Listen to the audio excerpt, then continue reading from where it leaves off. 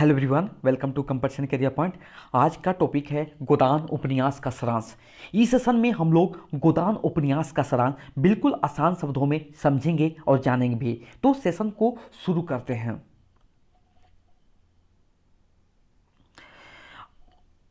अवध प्रांत में 5 मील के फासले पर दो गांव हैं, एक सेमरी दूसरा बेलारी। होरी बेलारी में रहता है और राय साहब अमरपाल सिंह सेमरी में रहते हैं। खन्ना खन्ना मालती और डॉक्टर मेहता लखनऊ में रहते हैं। गोदान का आराम ग्रामीण परिवेश से होता है। धनिया के मना करने पर भी होरी राय साहब से मिलने बेलारी से सेमरी जाता है। उसे लगता है कि राय साहब से मिलते रहने से कुछ सामाजिक मर्यादा बढ़ जाती है। वो कहता है यह इसी मिलते जुलते रहने का प्रसाद है कि अब तक जान बची हुई है। वो समझता है कि इनके पांवों तले अपनी गर्दन दबी हुई है, इसलिए उन पांवों के सहलाने में ही कुशल है।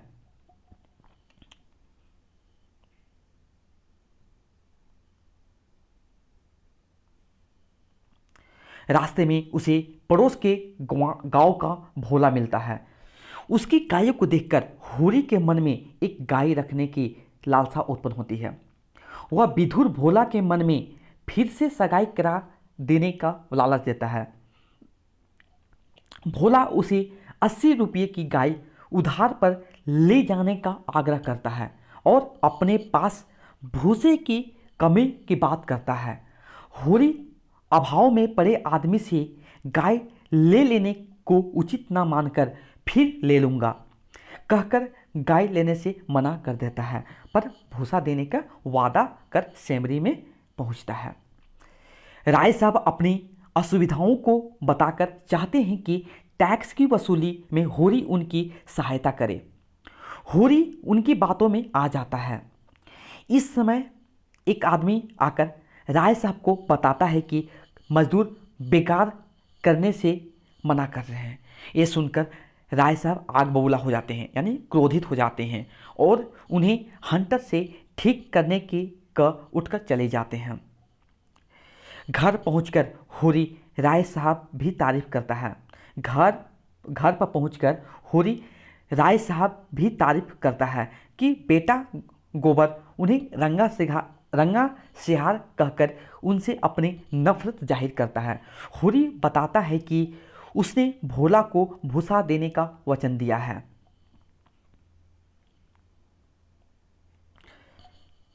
यह सुनकर गोबर और धनिया उस पर बिगड़ते भी हैं। होरी जब बताता है कि भोला धनिया की प्रशंसा कर रहा था, तब धनिया कुछ नरम पड़ जाती है। भोला भूसा लेने आता है। धनिया 3 घोंचे भूसा भरवाकर पति और बेटे को उसके घर तक भूसा पहुंचाने को कहती है। भोला के घर पर उसकी विधवा बेटी झुनिया है। उससे गोबर की मुलाकात होती है। दोनों परस्पर के प्रति आकर्षित हो जाते हैं। भोला होरी से दूसरे दिन गाय ले लेने को कहता है। दूसरे दिन गोबर भोला के घर से गाय लाता है और झुनिया उसे छोड़ने बेलारी के निकट तक आती है, फिर मिलने के वादा करके लौट जाती है। गाय के आते ही होरी के घर में आनंद की लहर उमड़ती है। गाय का भव्य स्वागत किया जाता है।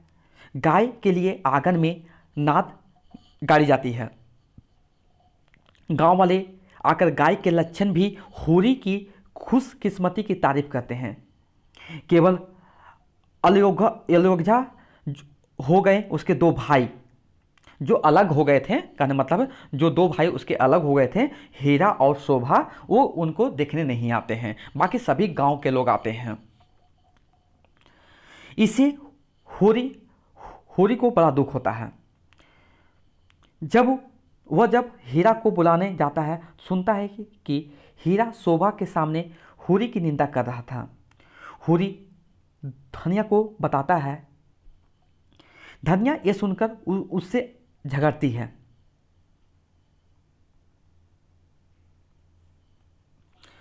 सेमरी में राय साहब के घर पर उत्सव है। उसमें धनुष यज्ञ नाटक में होरी जनक के मालिक का अभिनय करता है। उत्सव के लिए होरी को 5 रुपये नजराना देना है। राय साहब के मेहमानों में गांव और शहर के लोग हैं। शहर के मेहमान हैं बिजली पत्र के संपादक पंडित ओंकारनाथ, वकील और दलाल मी तंखा, दर्शन शास्त्र के प्रोफेसर डॉक्टर मेहता, मिस मालती, मिस्टर खन्ना और उनकी धर्मपत्नी कामिनी यानी गोविंदी, डॉक्टर मिस मालती और मिर्जा खुर्शीद। वहाँ बातचीत में राय साहब जमींदारी प्रथा के शोषण की निंदा करते हैं। डॉक्टर मेहता और राय साहब की कथनी और करने के अंतर के प्रति व्यंग करते हैं। भोजन के समय मांस मदिरा का भी स्थान छोड़कर ओंकारनाथ अलग से फलाहार करना चाहते हैं, पर मिस मालती अपनी बातों से ओंकारनाथ को भुलावे में डालकर शराब पिलवा देती है। वायदा के मुताबिक 1000 रुपये इनाम लेती है। उसी समय पठान के वेश में डॉक्टर मेहता आकर रुपये मांगते हैं और धमकी देते हैं कि रुपये ना मिले तो वे गोली चला देंगे। अंत में होरी वहां प्रवेश करके पठान को गिराकर उसकी मूछें उखाड़ लेता है। पठान के वेश में आए मेहता की नाटकबाजी वहीं खत्म हो जाती है।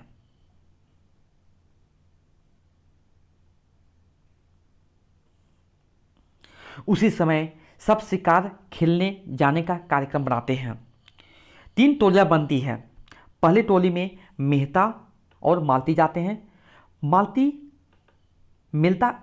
मालती जो है मेहता के प्रति आकर्षित है, पर मेहता को इस ओर कोई आकर्षण नहीं है। मेहता को शिकार की चिड़ियाँ पानी से लाकर एक जंगल लड़की देती है।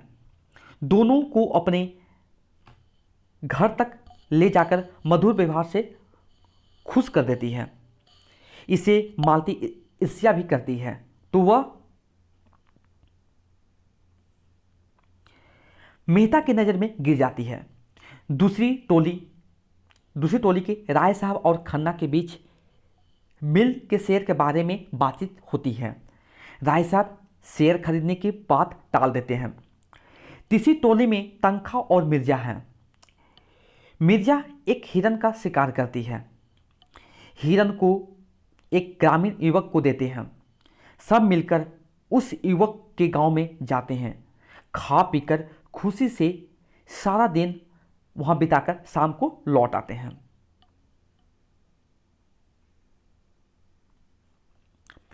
होरी के घर पर गाय आ जाने से सब खुश थे। इतने में राय साहब की कारिंदा कहता है, नोखेराम बाकी लगान ना चुकाने वाले खेत में हल नहीं जोत सकेंगे। होरी पैसे का इंतजाम करने के लिए साहूकार झिंगुरी सिंह के पास पहुंचता है। झिंगुरी सिंह के आंख गाय पर थी। उसने गाय लेने का चक्कर चलाया। कर्ज न लेकर लाचार होकर गाय बेचकर लगान चुकाने के लिए वह राजी हो जाता है। धनिया को भी राजी कर लेता है। रात को घर के भीतर उमस होने के कारण वह गाय को बाहर लाकर बांधता है। बीमार शोभा को देखकर लौटते समय गाय के पास हीरा को देखकर ठिठक जाता है। उसी रात को विष दिए जाने से गाय मर जाती है। तो होरी धनिया को हीरा पर शक होने की बात बता देता है। तो धनिया हीरा को गालियां देती है और सारे गांव में कोहराम मचा देती है। होरी भाई को बचाने के लिए सच को छिपाकर गोबर की झूठी कसम खा लेता है। जांच पड़ताल करने दरोगा गांव में आता है। गांव के मुखिया लोग इस विपत्ति का फायदा उठाने के लिए हीरा पर जुर्माना भी लगाते हैं। कुर्की से बेचने तथा परिवार की इज्जत बचाने होरी झिंगुरी से कर्ज लेकर रिश्वत के पैसे लाता है, पर धनिया के कारण वो दरोगा को भी मिल नहीं पाता है।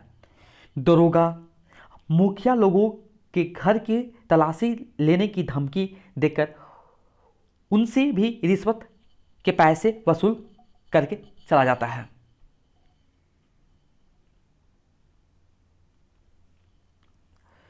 गो हत्या करके करके पाप के डर से हीरा घर से भाग जाता है।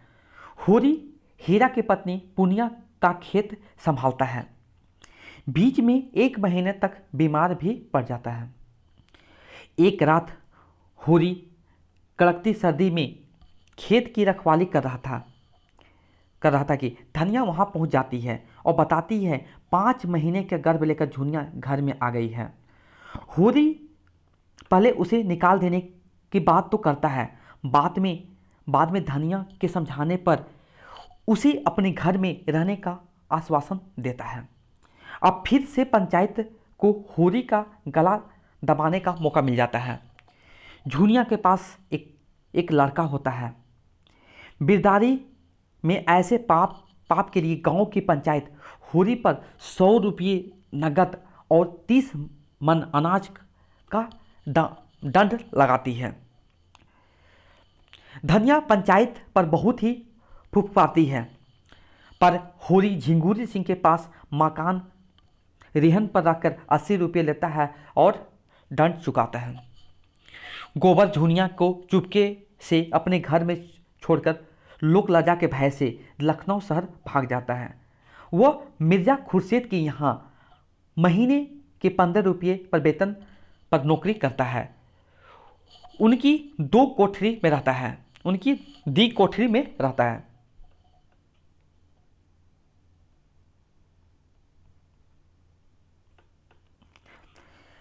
दंड में सारा अनाज दे देने के बाद होरी के पास कुछ नहीं बचता है।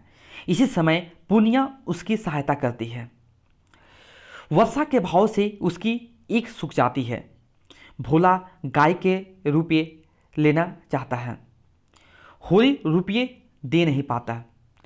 भोला होरी के बैल खोलकर ले आता है। गांव वाले इसका विरोध भी करते हैं, पर धर्म के भय से मर्यादावादी और ईमानदार होरी विवश होकर इसकी अनुमति दे देता है। मालती राजनीतिक और सामाजिक कार्यों में व्यस्त रहने वाली महिला है। उसके प्रयत्न से मेहता वीमेंस लीग में भाषण देने के दौरान महिलाओं को समान अधिकार की मांग छोड़कर त्याग, दया, क्षमा अपनाने का सुझाव देते हैं, जो गृहस्थ जीवन के लिए निहायत जरूरी है। मालती जो है मेहता जी से सहमत होती है। वह मेहता को अपने घर पर खाने बुलाती है। उसी समय मेहता आरोप लगाते हैं कि उसी के कारण मिस्टर खन्ना मिसेज खन्ना से अच्छा बर्ताव नहीं करते हैं। यह सुनकर मालती बिगड़ जाती है और अपने घर चली जाती है। राय साहब को पता चल जाता है कि होरी से वसूल किए गए दंड के सारे पैसे गांव के मुखिया लोग खा गए हैं। वे नोखेराम से रुपये देने को कहता है, तो चारों महाजन बिजली के संपादक ओंकारनाथ को भी सूचना भी दे देते हैं कि राय साहब आसामियों से जुर्माना वसूल करते हैं। ओंकारनाथ राय साहब को बताते हैं कि वे अपनी पत्रिका में ऐसी सनसनीखेज खबर छापने जा रहे हैं। राय साहब 100 ग्राहकों का चंदा रिश्वत के रूप में भरकर किसी तरह इसे छापने से रोक लेते हैं। जब गांव में बुवाई शुरू हो जाती है तब होरी के पास बैल नहीं है। होरी की लाचारी का फायदा उठाकर दाता दीन होरी से साझे में बुवाई करने का प्रस्ताव देकर होरी को मजदूर के स्तर तक ले जाता है। उधर दाता दीन का बेटा मता दीन झुनिया को प्रेम पास में फंसाने का प्रयास करता है, लेकिन बीच में सोना पहुंच जाने से मामला गड़बड़ होने से बच जाता है। होरी ईख बेचने जाता है तो मिल मालिक से मिलकर महाजन सारा रुपया कर्ज के लिए वसूल कर ले आते हैं। मिस्टर खन्ना और उसकी पत्नी गोविंदी के स्वभाव में आकाश पाताल का अंतर है। गोविंदी सदा जीवन पसंद करती है तो मिस्टर खन्ना विलासमय जीवन। एक बार पति पत्नी में बेटे के इलाज के लिए भिन्न भिन्न डॉक्टर को बुलाने का मतांतर पर झगड़ा हो जाता है। क्रोध से गोविंदी पार्क में चली जाती है। वहीं उसकी मुलाकात मेहता से होती है। मेहता उसकी प्रशंसा कर उसे समझा बुझाकर घर लौटा लाते हैं। होरी दाता दिन की मजदूरी करने लगता है। होरी दाता दिन की मजदूरी करने लगता है। ऊख काटते समय कड़ी मेहनत के कारण वह बेहोश हो जाता है। उधर गोबर अब नौकरी छोड़कर खोंचा लगाने के काम में लग जाता है। उसके पास 2 पैसे आ जाते हैं। वह एक दिन गांव में पहुंचता है। वो सभी के लिए सामान लाता है। गांव में गोबर महाजनों की बड़ी बेइज्जती करता है। होली के अवसर पर गांव के मुखिया लोगों की नकल करके अभिनय किया जाता है। फलस्वरूप गोबर सभी महाजनों के क्रोध का शिकार बन जाता है।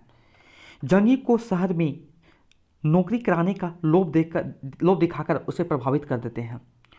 वह भोला को मनाकर उसे अपने बैल ले आता है।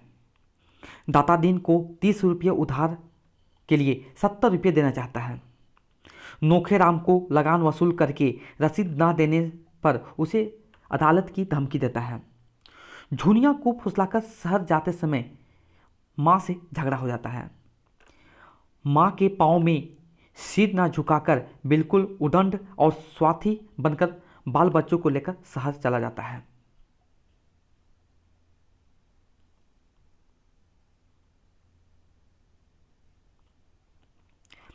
राय साहब की कई समस्या थी। उनको कन्या का विवाह करना था, अदालत में एक मुकदमा करना था, सिर पर चुनाव भी थे। कुंवर दिग्विजय सिंह के साथ तय हुई थी। राजा साहब के साथ चुनाव लड़ना था। पैसों की कमी थी, इसलिए वे तनख्वाह के पास उधार मांगने के लिए जाते हैं। वे मना करते हैं तो वे खन्ना के पास चले जाते हैं। खन्ना पहले आनाकानी करके बाद में कमीशन लेकर पैसों का इंतजाम कर सकने की बात बताते हैं। बातचीत के दौरान मेहता महिलाओं की व्यायामशाला के लिए चंदा मांगने पहुंचते हैं। खन्ना कुछ देने से मना कर देते हैं। गोविंदी को भी व्यायामशाला की नींव रखने के लिए मना करते हैं। राय साहब 5000 रुपये लिख देते हैं। फिर मालती पहुंचती है तो खन्ना से 1000 रुपये का चेक लिखवा लेती है।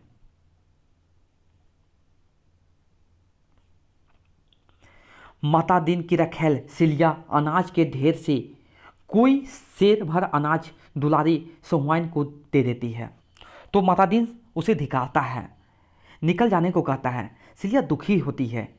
सिलिया के बाप हरखू के कहने पर भी उसके साथ माता दिन के मुंह पर हड्डी डालकर उसे जाति भ्रष्ट कर देते हैं। धनिया सिलिया को अपने घर पर रख लेती है। सिलिया मजदूरी करके गुजर बसर करती है। सोना 17 साल की हो गई थी। उसके विवाह के लिए पैसों की ज़रूरत थी। सोना को मालूम हुआ कि पिता विवाह के लिए दुलारी से 200 रुपये मांग लाएंगे। सोना को मालूम हुआ कि पिता विवाह के लिए दुलारी से 200 रुपये लाएंगे।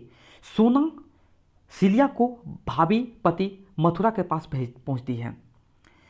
ससुराल वाले बिना दहेज के बहू लेने को तैयार हो गए, लेकिन धनिया अपनी मर्यादा बचाने के लिए दहेज देना चाहती है। भोला एक जवान विधवा नोहरी से विवाह करता है। नोहरी के साथ बहुओं से नहीं पड़ती। पुत्र कामना भोला को घर से भगा देती है। नोखेराम नोहरी की लालसा से भोला को भोला को नौकर रख लेता है। नोहरी गांव की रानी की जाति का है। नोहरी जो है गांव की रानी की जाति का है। लाला पटेश्वरी साहूकार मंगरू साहू को भड़काकर होरी की सारी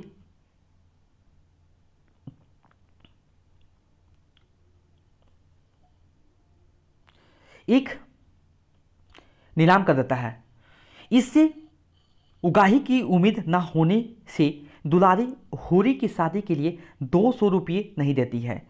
इतने में सहानुभूति दिखाकर नोहरी होरी को 200 रुपये देकर अपनी दयाशीलता का परिचय देती है। शहर में परिवार लाकर गोबर देखता है। जहाँ वह खुरस लगता था वहीं दूसरा बैठने लगा। उसके कारोबार में घाटा हुआ तो वह मिल में नौकरी कर लेता है। झुनिया को गोबर की कामुकता का पसंद नहीं करती है। गोबर का बेटा मर जाता है। झुनिया गर्भवती है। गोबर नशा करने लगता है। झुनिया को पीटता है, गाली देता है। चूहिया के सहायता से झुनिया के एक बेटे को जन्म देती है। मिल में झगड़ा हो जाने से गोबर घायल हो जाता है। मिल गोबर की सेवा करने के दौरान पति पत्नी में फिर से संबंध स्वाभाविक हो जाता है। माता दिन नोहरी के प्रति फिर से आकर्षित होता है। वह सिलिया के लिए छोटी को 2 रुपये देता है। वह सिलिया के लिए छोटी को 2 रुपये देता है। रुपये पाकर सिलिया खुश होती है। ये समाचार देने सोना के ससुराल पहुंचता है। मथुरा नोहरी से प्रेम निवेदन करता है। दोनों पास आ जाते हैं तो सोना की आवाज़ से पीछे हट जाते हैं। सोना सिलिया को बहुत फटकारती है।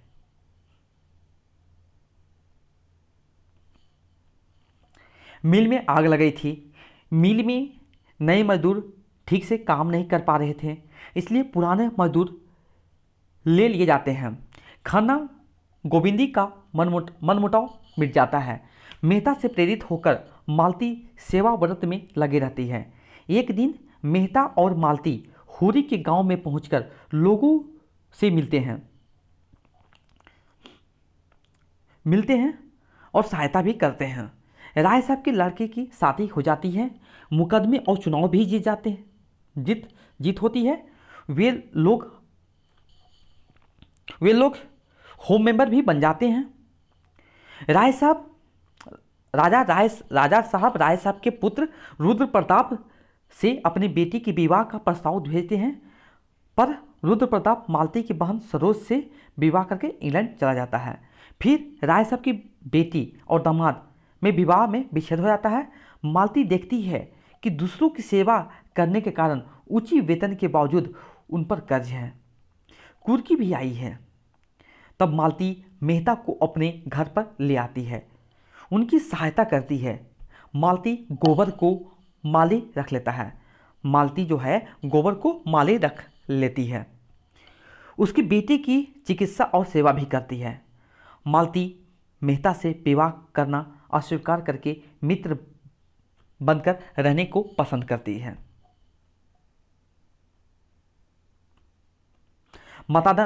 माता दिन सिलिया के बालक को प्यार करता है। वह निमोनिया में मर जाता है। माता दिन सिलिया के प्रति आकर्षित होता है। सारा जाति बंधन तोड़कर उसके साथ रहता है। होरी की आर्थिक दशा दिनों दिन गिरती रहती है। 3 साल तक लगान न चुकाने से नोखेराम वेदखली का दावा करता है। माता दिन होरी को सुझाव देता है कि अधेड़ राम सेवक मेहता से रूपा की शादी के बदले में कुछ रुपये ले लें और खेती करें। होरी ये सुनकर बड़ा दुखी होता है, पर अंत में होरी और धनिया राजी हो जाते हैं। गोबर को शादी में आने की खबर दी जाती है। गोबर झुनिया को लेकर गांव पहुंचता है। रूपा की शादी होती है। मालती भी शादी में शरीक होती है। गोबर गांव में झुनिया को लेकर लखनऊ चला जाता है। रूपा ससुराल में समृद्धि देखकर पिता की गाय की लालसा की बात सोचकर दुखी होती है।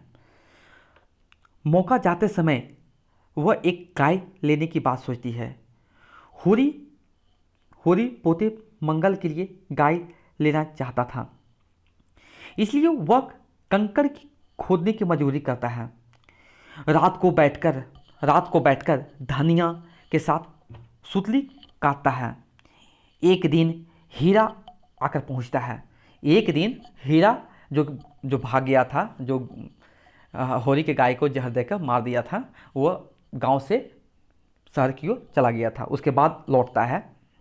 एक दिन हीरा आकर पहुंचता है, होरी से माफ़ी मांगता है। होरी खुश हो जाता है। होरी कंकड़ खोदते समय दोपहर की छुट्टी के समय लेट जाता है। उसको कै होती है, वोमिटिंग होती है, उसे लू लग जाती है। धनिया भागकर आती है, सब इकट्ठे होते हैं, इन्हें सब जमा हो जाते हैं। शोभा और हीरा होरी को घर पर ले गए। होरी की जबान बंद हो गई थी। धनिया घरेलू उपचार करती है, सब बेकार जाता है। हीरा गोदान करने को कहता है। दूसरे लोग भी यही कहते हैं गोदान करने के लिए। धनिया सुतली बेचकर रखे 20 आने पैसे पति के ठंडे हाथ में रखकर ब्राह्मण दाता दिन से बोलती है, महाराज घर में न गाय है, न बच्चिया, न पैसा, यही इनका गोदान है। ये देखिए पूरा आपको गोदान उपन्यास का सारांश बहुत आसान शब्दों में समझा दिया गया है। जान गए हैं आप लोग जरूर कमेंट सेक्शन में बताइएगा कि ये जो मैं जो लाया हूँ कंटेंट, आपको किस प्रकार कंटेंट लगा है, आपको पसंद आया या नहीं आया, ज़रूर कमेंट सेक्शन में रिप्लाई कीजिएगा। Thank you so much for watching my video.